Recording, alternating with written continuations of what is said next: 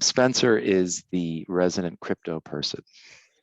Spencer is so many things, dude. The fact that we're sitting here on a public conversation like this and we're interviewing Spencer about his trading and his work, I gotta say, for me, this is a proud moment. Chris, we plucked this kid. He was a senior in college, right? Spence, Yeah. you were a senior in college, hustling Yep. his ass off, and he like basically applied for a job with us, and we were like, we'll do an internship for like 4 months, 5 months, see how that goes. And dude, like 4 months later, 4 years later, 5 years later, he's part of the crew down in Puerto Rico. He's trading cryptos alongside Lucci. He's got a whole host of experience, dude. And that's one of the reasons why I wanted to get you guys on, because Spence, I want you to talk a little bit about like your crypto trading and how you're approaching things. I think it'd be fascinating for Chris to hear some of this stuff. But and specifically, I want to get into what you were talking about on those, like, I don't know if they're Telegram chats or whatever, the way that these guys are making markets for you. I was just like, this is the way Chris, like this, so much of what you're talking about, the culture of this harkens back to the way that Chris first started trading, on the floor. And I'm like, this is so weird that this is coming full circle right now. So anyways, Yeah. Talk a little bit about like what you've been focusing on recently, your crypto trading, stuff like that. We'll start there. Yeah. So there's like multi levels to crypto trading, right? And I like to call it the underworld. And like, how deep do you actually want to go in this rabbit hole? Is the question. So a lot of my time I spend in like decentralized markets, which I find to be pretty interesting in terms of what you can do with some of the yields and incentives they give for cash. I think you can, right now you could probably get 20% on dollars, just doing some arbitrage trading, doing some like basic yield farming, and just depositing to the crypto ecosystem. So that is super interesting. Some, like, after China basically banned all of crypto, most of the liquidity went to decentralized exchanges. So some of these decentralized exchanges actually have a lot of liquidity for like top 100 coins. So a lot of my time is spent over there, kind of understanding what's built out and what's being built out. Because if we get to the point where protocols can essentially sell covered calls for me and return 30% year to date or 40% year to date, like, I can worry about other things, and I can just kick some assets over there. They can handle that. And then I can do some other, whether it's research, whether it's trying to figure out other scenarios. That's kind of what I spend my time with over there. The other side of this is, as a US citizen, it's very difficult to get access to liquidity. And I mean liquidity in terms of like leverage trading, right? So currently, if you open a Kraken account, you need to have 10 million under management. You need to have all these qualifications, for margin trading. And so what that creates is vacuums in the US exchanges. And so I think Binance.us quoted Bitcoin at like 9,000 when the spot price was 40-ish. And so for me, trading that's terrifying. Like, I'm not going to touch any US exchange until they figure it out, right? And the only reason, they'll figure it out by figuring out the rules to play the game. And so for the time being, most of the liquidity and most of the depth of book is going to be some of your overseas exchanges, right? And so for me, I'm using OTC. And so it's super interesting to kind of ping these guys, and it's all going down in Telegram. I basically talk to them. I can message them any hours of the day, and say, hey, let's make a market on these altcoin options. What do you guys have, right? And for instance, like right before the close, I was asking for some out of the money options for lottos, just in case there was a flash crash, and the spread was outrageous. So kind of battling, negotiating through Telegram, figuring out where the market is, what's going on, some old school type trading from what I understand, right? I wasn't there. So that's kind of why I'm interested in talking to Chris. Definitely sounds very much just like right at the beginning of options markets, where there were no options market makers, and there was no skew, and there were no pricing models. But one thing I've known is that any sort of arbitrage opportunity with the returns that you're talking about. Oh, Chris, I think you just muted yourself. Sorry. Any arbitrage opportunities that you're finding now with those kind of returns are not going to last. And it's not me saying that, it's just the way the market works, right? So enjoy them while you have them, and assume that the returns will be diminished. I don't mean to rain on your parade. It's just, No, that's the way it goes. And then, honestly, I thought they were going to be less than the amount of time they've lasted. right. We always, you're grateful for every day you wake up and you have that edge. You're just like, oh, Yeah. thank God it's still there. Yep. Another thing that was part of my upbringing was that when we had to file with the CFTC and the exchanges, and of course the U.S. government, their one place that they kept organized crime out of was the securities industry, so that you had to you had to go through a serious background check before you got your floor membership, either on the equity side or the commodity side. And it took, up to 8 months to a year for them to go through. And they literally went to your high school and asked your teachers if you were affiliated with any of those. That's like a full-on like FBI background check. That's we had someone running when I was growing up. There's a guy in my neighborhood who ran for, I think, Senate or something like that. And one day these two FBI agents just showed up at our house and was like, hey, tell us about, like, does he do anything weird at night? Like, does he, is he like gardening and at weird times, like that level? And so Spence, the trade-off I think that you have is that there is the element of getting burned from decentralized markets that we don't have on the listed side, right? All the money is protected. Right. Like MF Global went under, and yeah, I didn't get my money back for a year, but I got my money back. Right. And so yeah, no, the brave new world that you're in, I guess, deserves higher returns, like you're saying. Right. Right. I think honestly, the good question that I would have, and I kind of ask anybody that's been in the space a lot longer, is everybody loves this idea of decentralization. The reality is you can't fund malicious actors. So at some point there's going to be KYC AML, kind of what I think. But like, what do you think is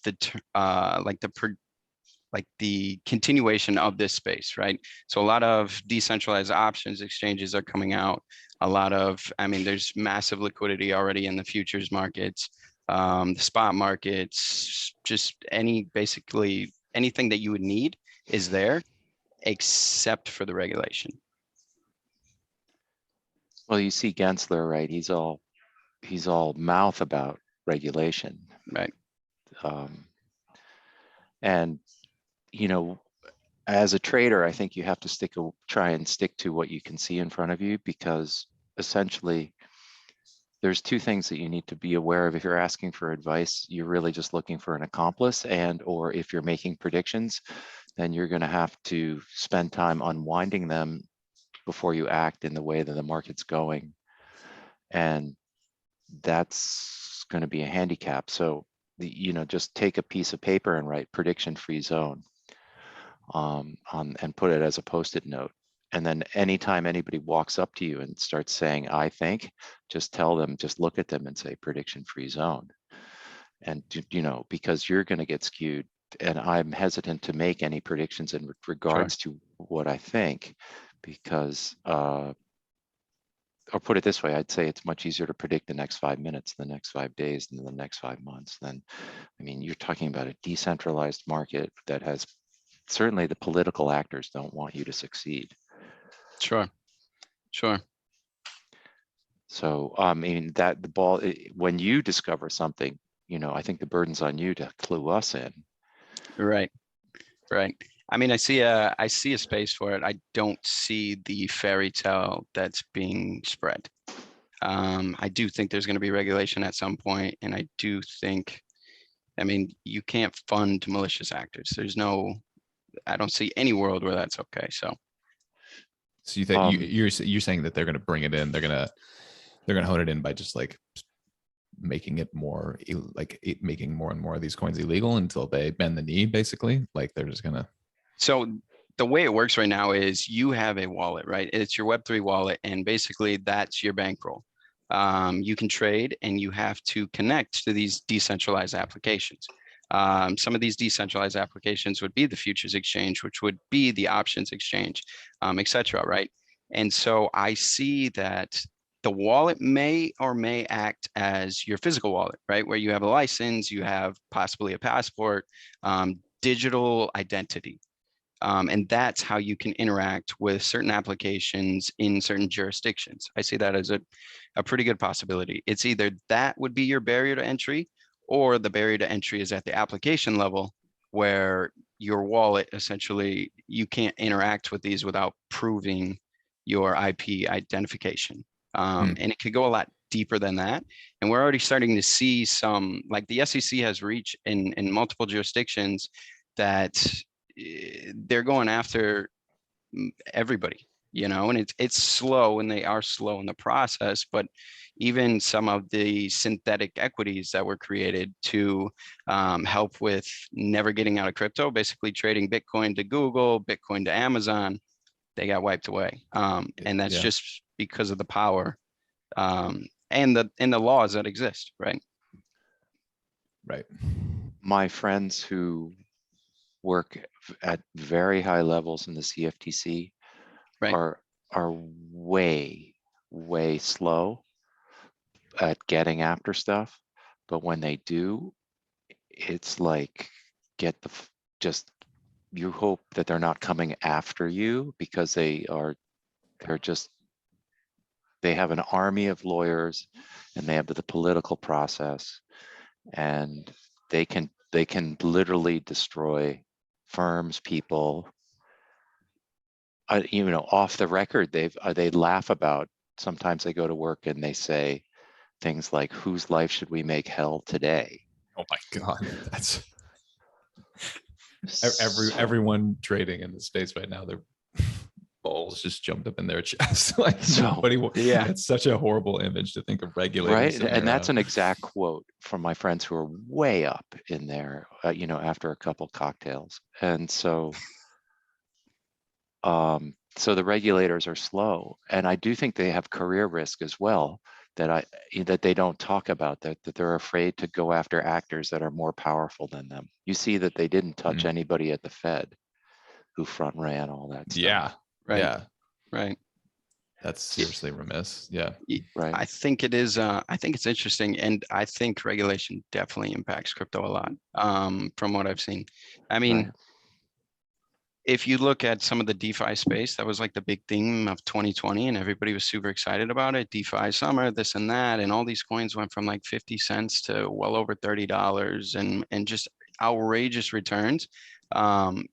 They're all bleeding back, and some of the reason for the selling was the laws that were in the tax bill, right? That were attacking crypto and attacking that space in particular, and that means it was just a great product for the time being.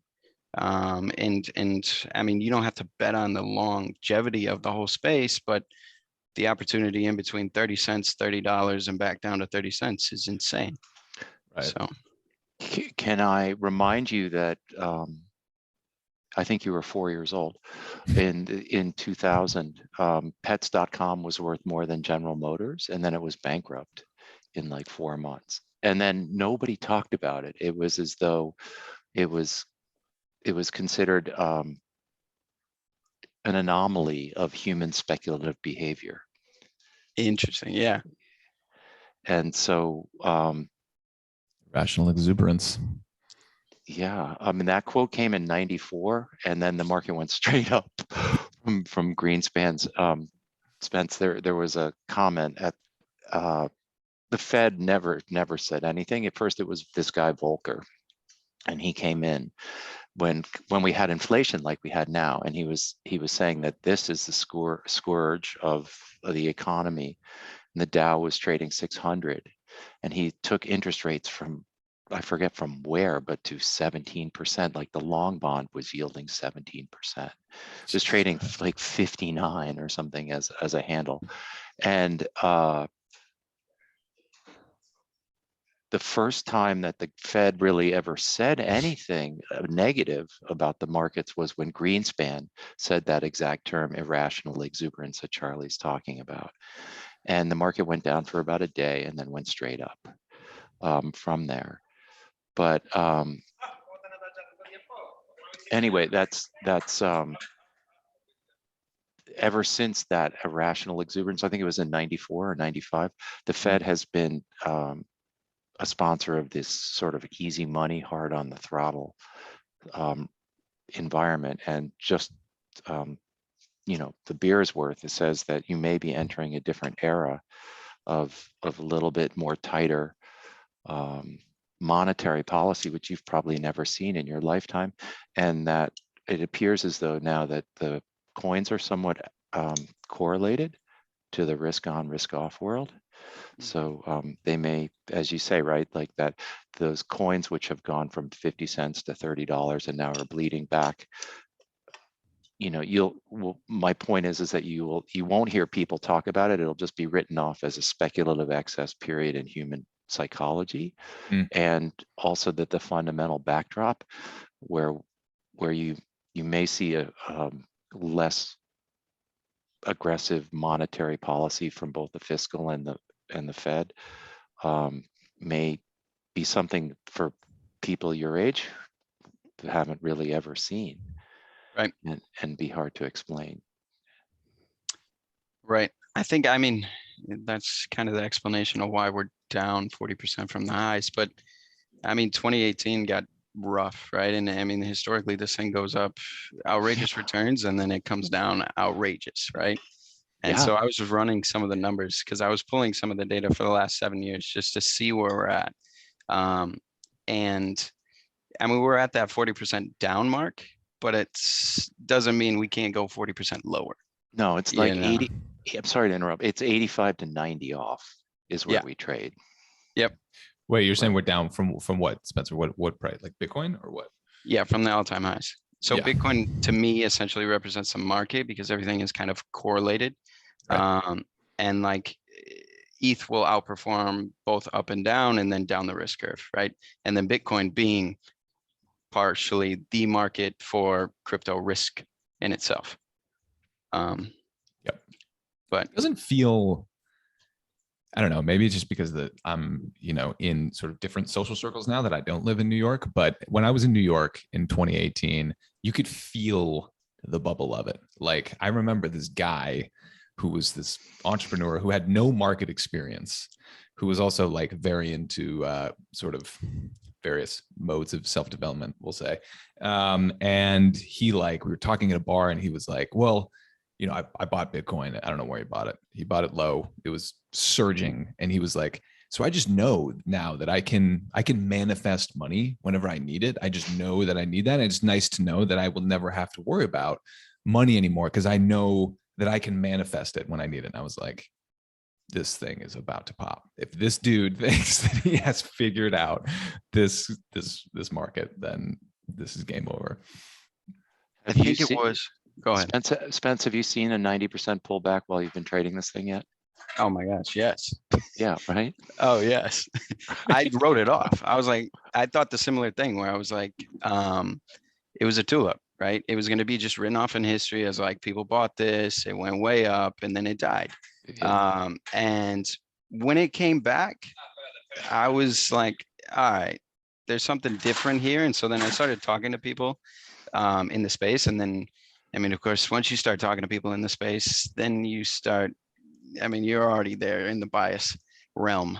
But I've found it to be super interesting. Some of the development work, like I'm not as much as interested into talking to traders in crypto because, I mean, we're all here because the thing moves a lot. So we don't care if it goes up or down. We care that it goes up and down 5% every single day.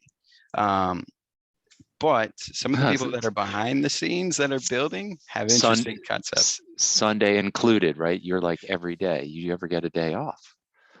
I try not to trade on Sundays and Saturdays, but some of the massive liquidations ironically happen Friday nights at midnight, Saturday nights at midnight. There's been some all-nighters over the weekends. Chris, that's actually, you guys are bringing up an interesting point that like, I feel like right now, Chris, there's a lot of talk amongst more veteran traders, more experienced traders about how the younger generations, like they just haven't seen like bear markets in the ways that other like more seasoned traders have. But people who've been trading crypto have seen some wild ass shit. Like maybe they've kind of earned their stars in a way that people who've just been trading equities like don't, like haven't earned it. Yeah, no question, right? I mean, it's always going to be different. It's never the same. I think a lot of things like you're talking about, um, you know, illiquid stop runs. I mean, we never had the problem with coins being stolen. You know, stocks didn't get stolen, or you know, or clearing firms going bankrupt. But yeah, you know, you guys.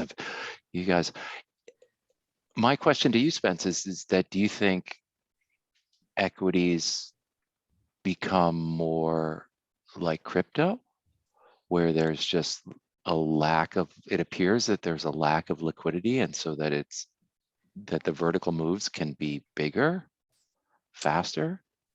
I honestly think there's an excess of liquidity in terms of there's a lot of cash now. And I think a lot of people are using that cash. And I think, I mean, to me, cash is bullets. And if you have an edge, you're going to push it as far as you can Yeah. until it's gone. And so there's a lot of different dynamics that I think are possible, but it's eerie to see a lot of the equities charts, and I look at them and I say, Yeah, right. The that's guy's a exact. crypto chart. Yeah, for That is sure. a crypto chart. And People are like, people. Wait, what makes you say that? In what way? so like a lot of the tops in some of these equities, like a Moderna, like an AMC, a GME, they've been identical to crypto major tops. And if you run a chart pattern over AMC and Bitcoin, you're going to see something insanely interesting over the last year. And to me, it Is that just because all like the Ape gang, like they're all trading crypto and the AMC? Is that as simple as that? I think the Ape gang doesn't have enough money to push it like they think they are. I think they're being used in a bigger game, but I do think it represents speculative money. About down the rabbit hole. Going down the rabbit hole. Sure. But they're great. I mean, yeah, it's very relevant. I mean, we're talking about big names getting moved by this phenomenon. It's nuts. If we're going to keep going down the rabbit hole, I have to get another beer. Do your thing. Do what you need to do. Self-medicate accordingly. We support Hey, Spence, that. come on. Tell me about the margin. What kind of margin you get in that game? Yeah, you want to hear this. All right. So Yeah.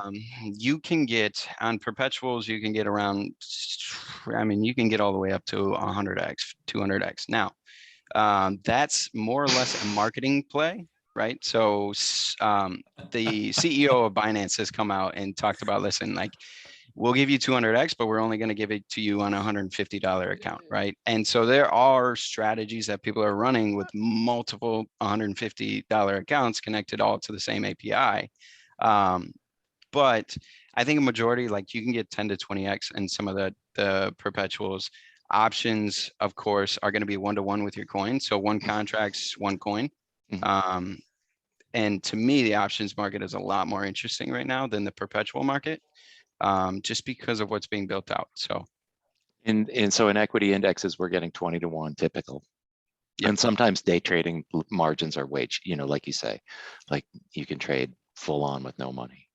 Yep. But you got, I mean, what is there a close? Do you guys have a close in crypto? Where, I mean, where do you guys ring the bell to P&L your statements? So it depends on who you're trading with. This is another thing. There's not an aggregated data feed.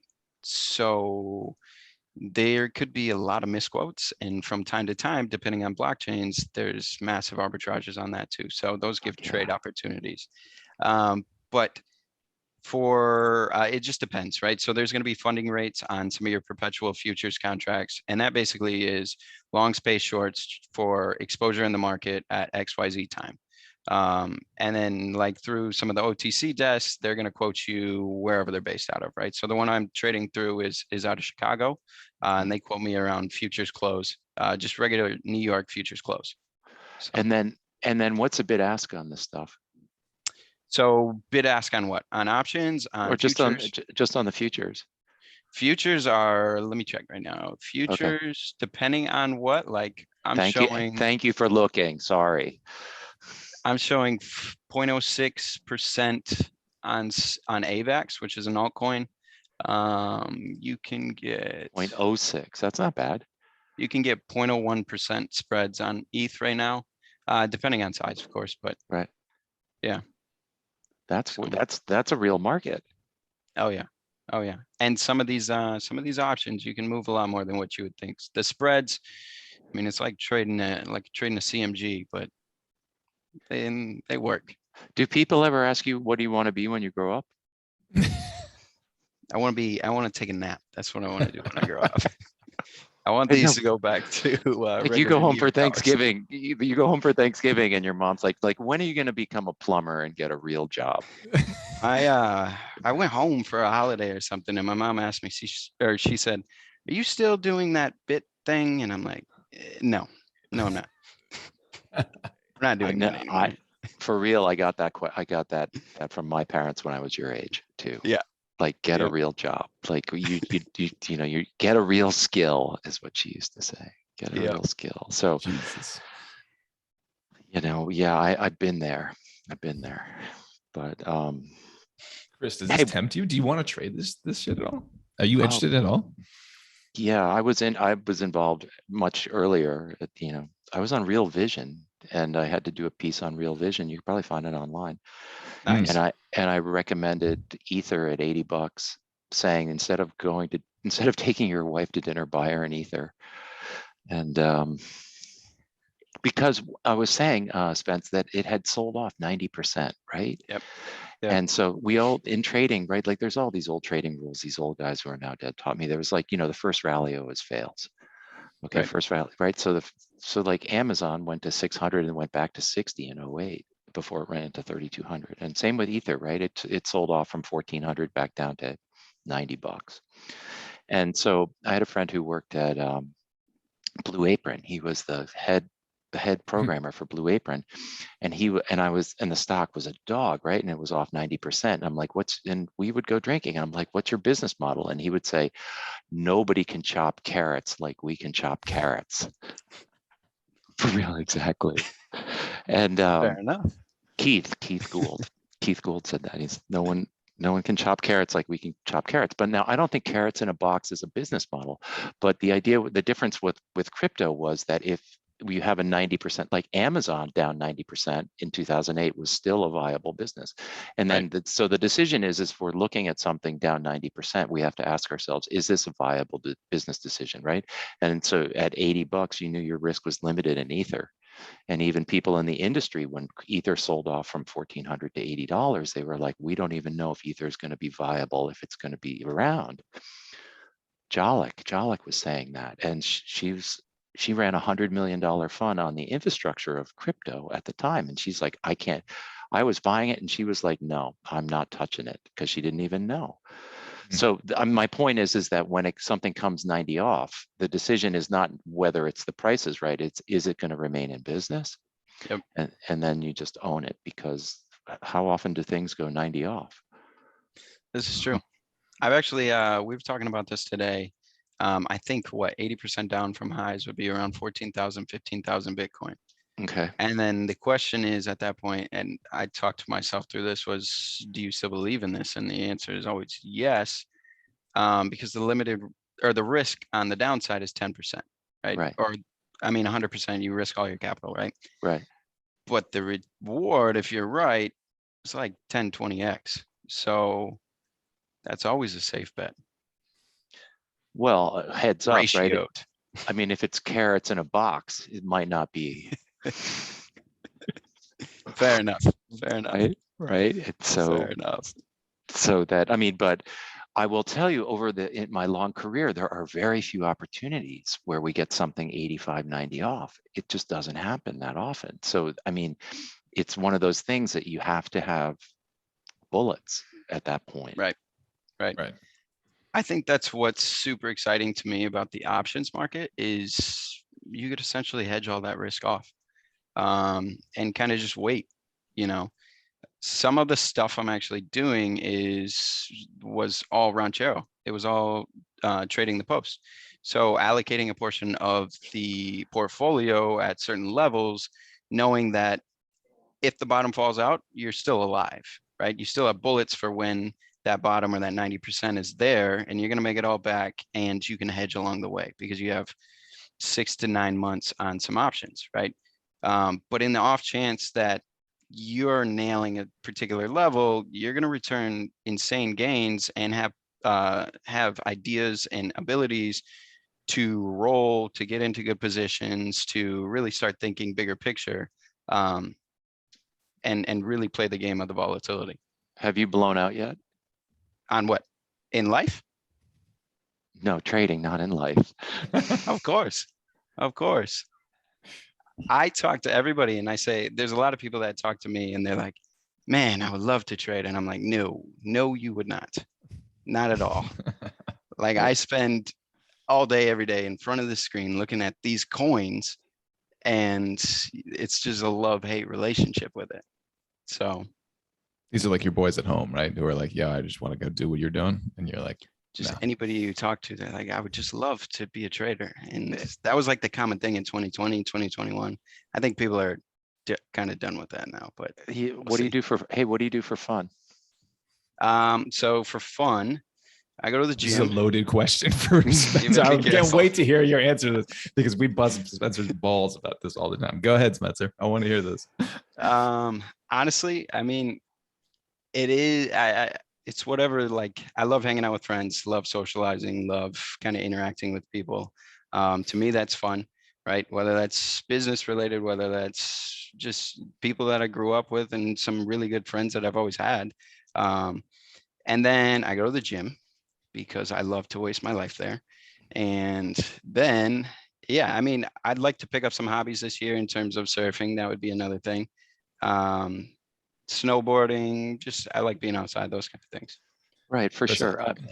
And I mean, it's none of my business, or how should we say, my friend Jay's always said, I don't mean to be nosy, but I'd like to know, do you have a girlfriend? I do not. Yeah, I do not. Right, just, I guess, a lot of us, I don't currently have a girlfriend. Right. But a lot of us bring home the stress from trading and into, you know, our outside life. And I'm curious if you have that issue. So from time to time, yes. But because the market's 24/7, there's no real off market.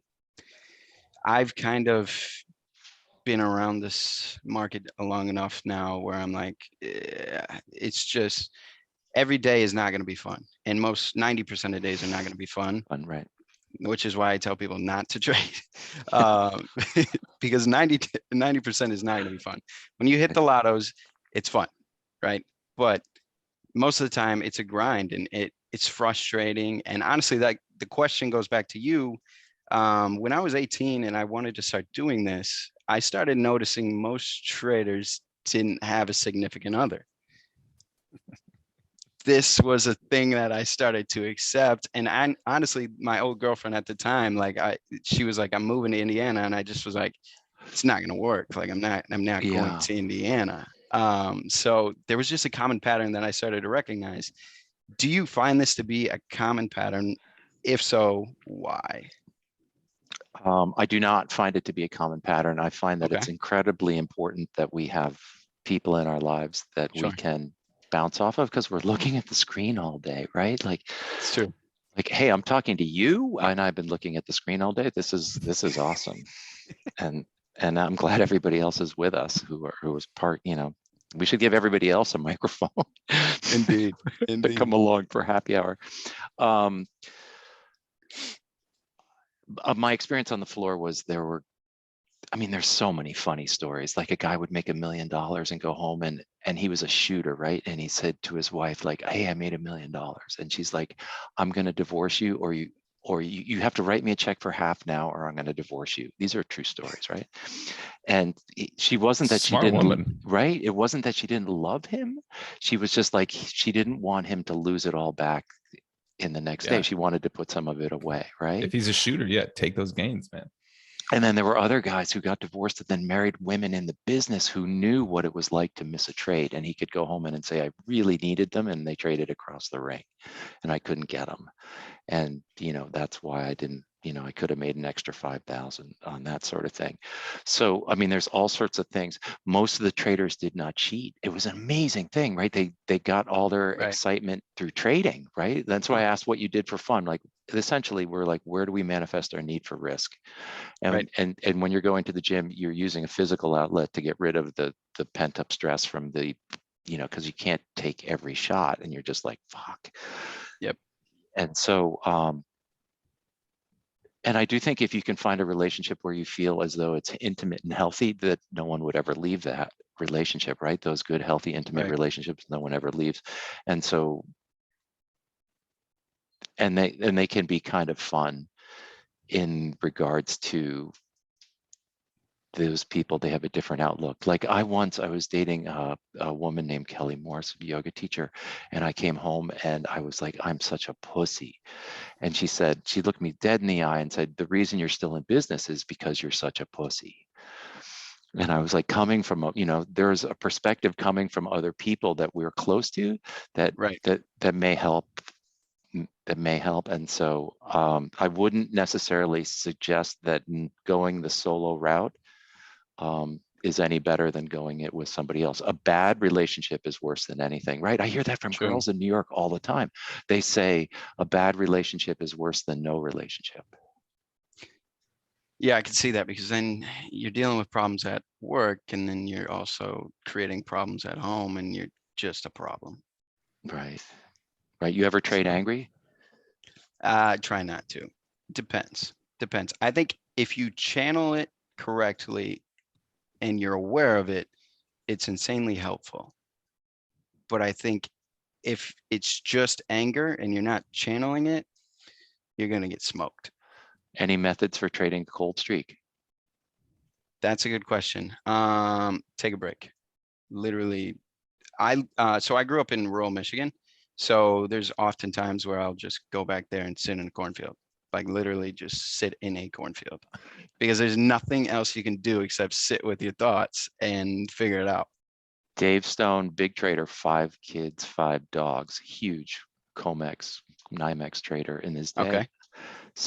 Said to me when I asked him that exact question, probably 20 years ago, he said, you trade a lot more, a lot smaller to try and get back in sync. Yep. I like that So, too. isn't that good. fun, right? That's a fun way. That's like you can reincarnate yourself. Yeah. From I mean, crawl.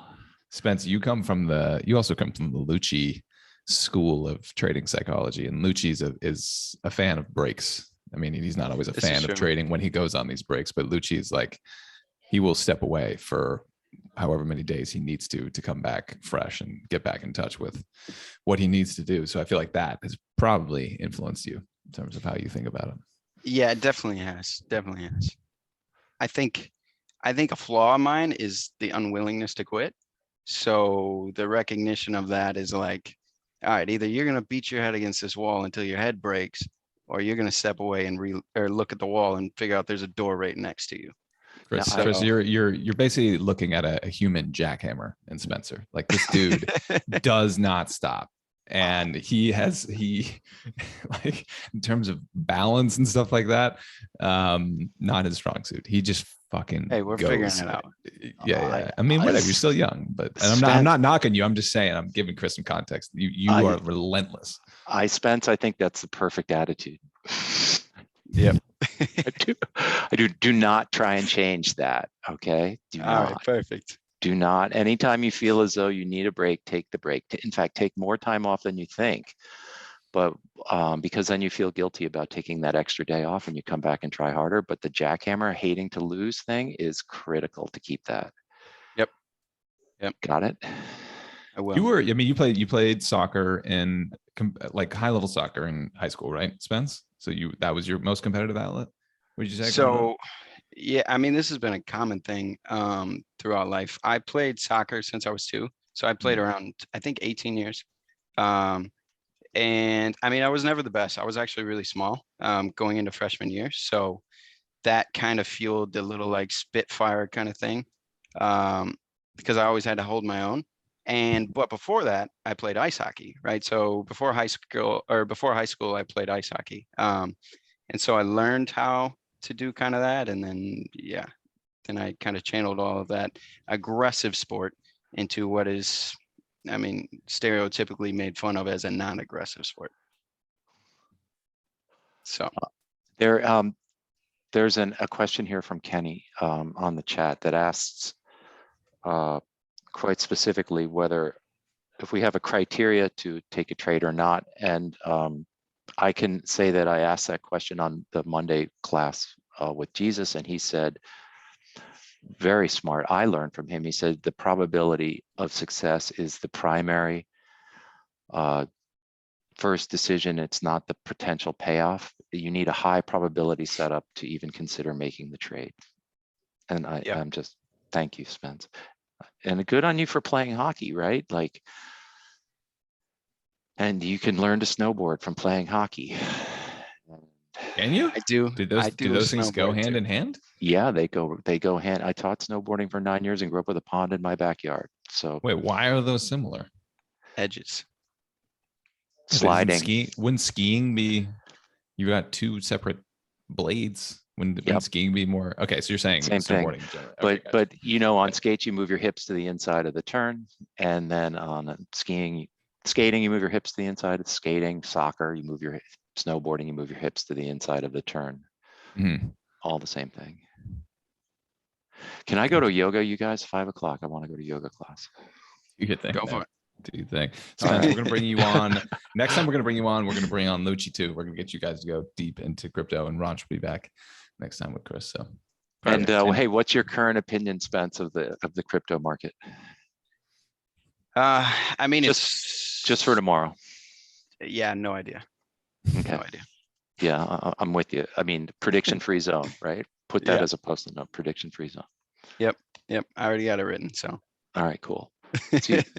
Thank you, Charlie. Enjoy that yoga. Thank you, man. Spencer. Spence, thanks no for coming problem, on, man. Appreciate All it. right, man. Thanks, guys. See you guys.